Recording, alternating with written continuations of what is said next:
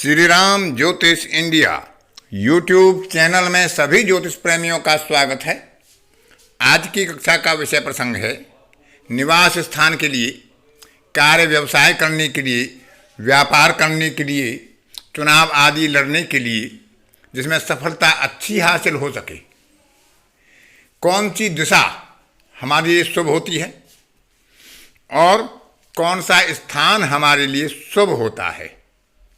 उसके ऊपर विचार करेंगे। अनेक व्यक्ति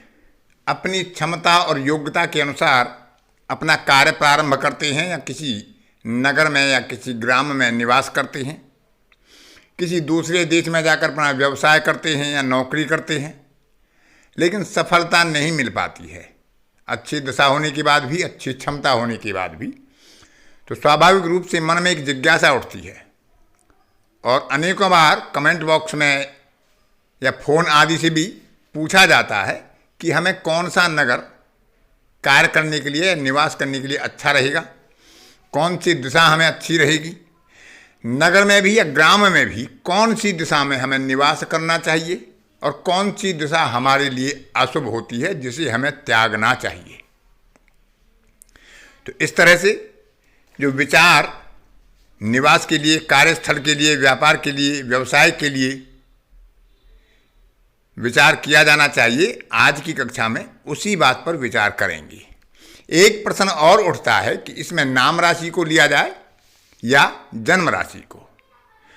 तो हमारे ज्योतिषकारों ने, प्राचीन विद्वानों ने कहा है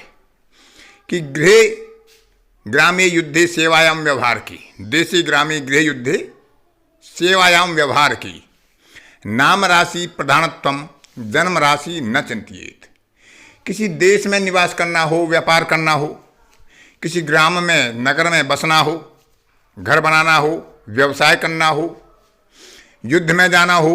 किसी से मुकाबला करना हो, प्रतियोगिता परीक्षा में भाग लेना हो, चुनाव आदि में प्रतियोगिता में भाग लेना हो, सेवा करना हो, सेवा कार्य हो, नौकरी हो या व्यापार हो, तो इन वस्तु विशेष के लिए, इन कार्य विशेष के लिए, निवास आदि के लिए, देशी ग्रामीण गृह युद्धे सेवाएं व्यवहार की, इनके लिए हमें नाम राशि से विचार करना चाहिए। जो नाम हमारा व्यवहार में होता है,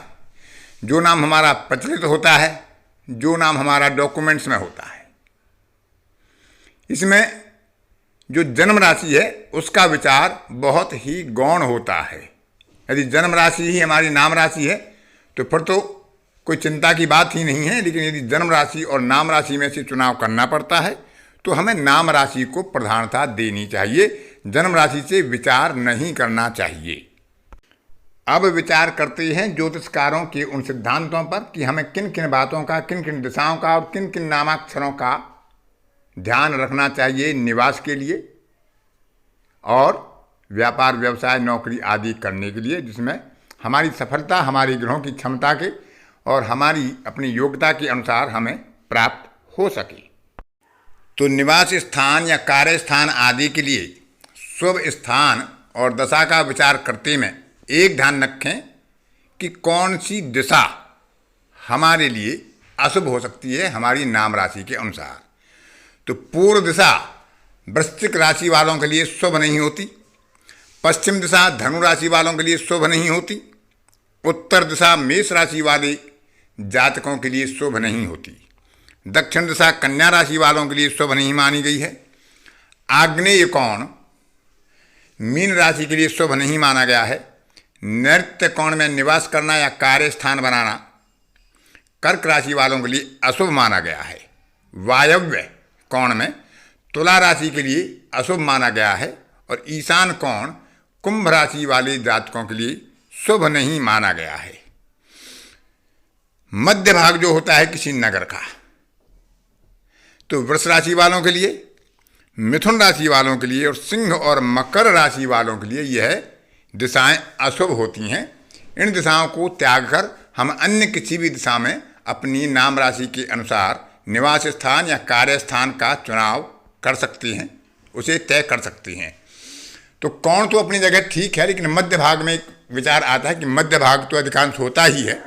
तो मध्य भाग में कितना विचार किया जाए। तो ग्राम और नगर का स्थूल रूप से हम परिमाप यदि लेते हैं तो 10वां हिस्सा यानी 10% जो अंदर का क्षेत्र है उसे मध्य भाग माना चाहिए, जो बिल्कुल केंद्र भाग होता है किसी नगर का या किसी ग्राम का। बाकी जो क्षेत्र होंगे वो अपनी अपनी दिशाओं में आ जाएंगे, पूर्व में, पश्चिम में, आग्नेय में, वायव्य में, ईशान में, किसी भी दिशा में या किसी कोण में आ जाएंगे। तो अंदर का जो 10% क्षेत्र है उसको मध्य भाग मानना चाहिए, और वह वृष, मिथुन, सिंह और मकर राशि वालों के लिए शुभ नहीं माना गया है। तो इस तरह से हम यहाँ दिशा का विचार कर सकते हैं किसी नगर या ग्राम में अपना कार्य करने के लिए, अपना निवास स्थान बनाने के लिए। अब विचार करते हैं नामाक्षर का, कि किस नाम के अक्षर से प्रारंभ होने वाली नगर, देश या ग्राम में हमें अपना निवास बनाना चाहिए या हमें वहाँ कार्य करना चाहिए, वहाँ व्यापार करना चाहिए, नौकरी करना चाहिए। इसमें देश का भी विचार कर सकते हैं, नगर का भी विचार कर सकते हैं, लेकिन जितना सूक्ष्म होगा वो ज़्यादा महत्वपूर्ण होगा। यदि अपने देश में हमारे लिए शुभ योग नहीं बन रहा है तो हम दूसरे देश का विचार करें, तो उसमें हम उस नामाक्षर का अवश्य ही विचार करें। इसी प्रकार अपना नगर हमें छोड़ना पड़ता है तो हम किसी ऐसे नगर का विचार करें जो हमारे लिए शुभ हो, लाभदायक हो, निवास की दृष्टि से भी, कार्यस्थल की दृष्टि से भी, व्यवहार, व्यापार, नौकरी आदि की दृष्टि से भी। तो देखते हैं वो कौन सा सिद्धांत है जो हमारे ज्योतिषकारों ने बताया है। तो निवास करने, व्यवसाय करने, चुनाव आदि लड़ने के लिए कौन सा नगर, कौन सा ग्राम, कौन सा देश, प्रदेश शुभ हो सकता है, उसके प्रथम नाम के अक्षर का विचार करें। हमें कहीं कोई संस्थान खोलना हो, कोई प्रतिष्ठान खोलना हो, कोई विद्यालय बनाना हो, कार्यालय बनाना हो, उद्योग प्रारंभ करना हो, चिकित्सालय बनाना हो, तो उस नगर के प्रथम नाम के अक्षर का हमें चयन करना चाहिए। तो जो जातक की नाम राशि है उससे दूसरा, 5वां, 9वीं और 11वीं राशि शुभ मानी गई है।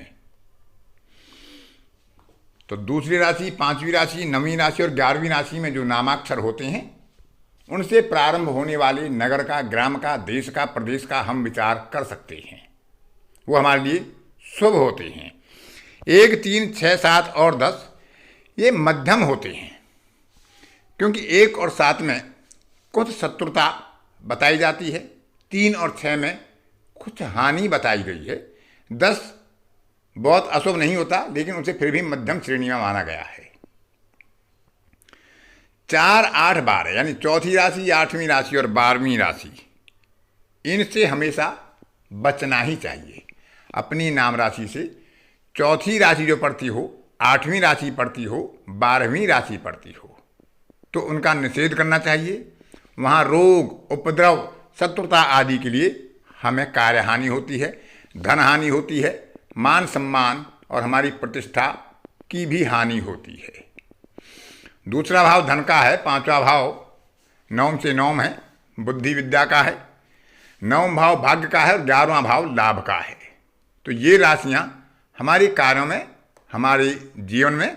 सफलता के लिए उचित होती हैं। विपरीत स्थिति में 1, 3, 6, 7, 10 को भी लिया जा सकता है यदि वो राशि हमारे लिए मित्रतापूर्ण होती हैं या हमारी जन्म पत्रिका में उनका राशि स्वामी हमारे चंद्र राशि स्वामी का मित्र होता है, परम मित्र होता है, अधिमित्र होता है, तो उसका विचार कर सकते हैं। लेकिन 4, 8, 12 भाव में जो राशि आती हैं, भले ही उनके राशि स्वामी उच्च के बैठे हों, केंद्र में त्रिकोण में योग कारक बनकर बैठे हों, तो ऐसी राशियों को नितांत त्यागना ही चाहिए। तो नाम के अक्षर से हम अपना चयन कर सकते हैं शुभ स्थान का, और उसमें अशुभ दिशा का त्याग करके अन्य किसी भी दिशा में हम अपना कार्यालय खोल सकते हैं, निवास स्थान बना सकते हैं, विद्यालय बना सकते हैं, चिकित्सालय बना सकते हैं, प्रतिष्ठान बना सकते हैं, उद्योग खोल सकते हैं। इसमें एक सामान्य बात का और हम विचार कर सकते हैं कि जो दिशाएं हमें अशुभ बताई गई हैं उन दिशाओं को सामान्यतः खाली रखना हमारे लिए शुभ होता है। जैसे सिंह राशि के लिए या मकर राशि के लिए मध्य भाग अशुभ माना गया है, तो हमें अपने प्रतिष्ठान में जो मध्य का भाग है जिसे ब्रह्म भाग भी कहते हैं, जो केंद्रीय भाग होता है उसको खाली रखना उचित होता है, वहाँ पर निर्माण ना किया जाए। तो किसी के लिए पूर्व दिशा अशुभ होती है तो पूर्व दिशा में कोई निर्माण आदि कार्य ना किया जाए, उसे रिक्त छोड़ दिया जाए, तो यह भी उसके लिए एक शुभ स्थिति ही पैदा करेगी। तो इस तरह से नाम का चयन कर लें और उचित दिशा का चयन कर लें। अशुभ दिशा और अशुभ नामाक्षरों की राशियों को छोड़कर हम अपना निवास स्थान कर सकते हैं, व्यापार कर सकते हैं, नौकरी कर सकते हैं, कोई प्रतिष्ठान खोल सकते हैं। अतः आज की कक्षा में इतना ही। अन्य किसी कक्षा में फिर किसी नए विषय के साथ आपसे मुलाकात होगी। तब तक के लिए अपनी वाणी को विराम देता हूँ। धन्यवाद।